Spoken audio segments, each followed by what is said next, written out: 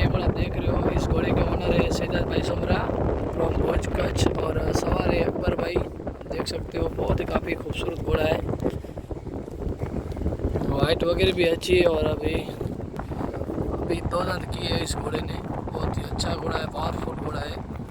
देख सकते हो अभी इसका पावर बहुत है। डेली इसको घुमाया जा रहा है, फिर आज विक्रय फिर पे लेके आए।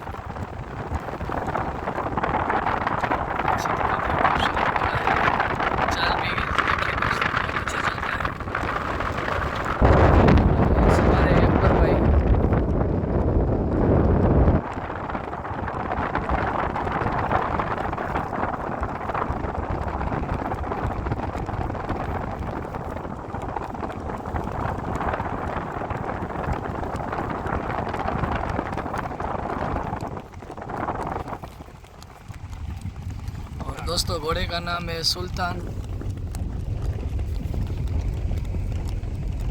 देखिए इसकी चाल, बहुत ही काफ़ी खूबसूरत घोड़ा।